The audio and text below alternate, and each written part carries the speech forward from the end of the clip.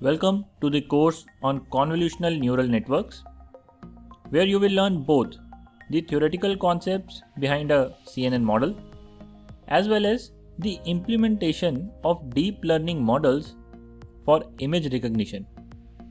My name is Abhishek, and along with my co-instructor Pukhraj, I will be leading you through this course. As instructors, our courses have over 250,000 enrollments worldwide. We both hold engineering and MBA degrees and have experience of data analytics consulting industry. While doing our jobs, we realized that many data analysts and beginners in the field of machine learning feel a barrier in learning CNN models and believe that the mathematics involved is overwhelming. We have designed this course for such students. We will cover everything a practicing data scientist needs to know, from concepts to code, without getting too mathematical about it. If you put 1 hour a day regularly, within a week, you will be able to make CNN-based image recognition models and answer CNN-related interview questions. We start this course by setting up R in your system and doing a crash course in R. If you are familiar with these languages, you can even skip this part.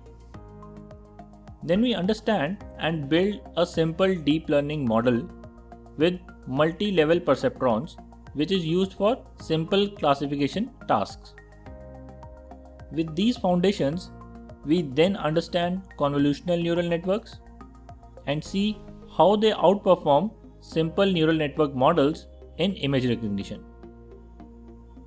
Lastly, we build a complete end-to-end project where we classify colored images and achieve accuracies as high as 97%. It has been proven that our curriculum provides solid intuition to even those professionals who do not have a strong mathematical background. The ideal student for this course is a data analyst who wants to expand on the current skills, or a student who wants to have a career in data sciences and machine learning. The prerequisite for learning and implementing convolutional neural networks are two. First is having an understanding of simple ANN models, and secondly, knowledge of the software tool. We have tried to cover both of these in this course so that you do not have to look for separate courses for these. If you have any query or doubt throughout the course, you can post them in the discussion forum. I will be personally solving all your doubts. So feel free to have a look at the course description, and we look forward to seeing you inside.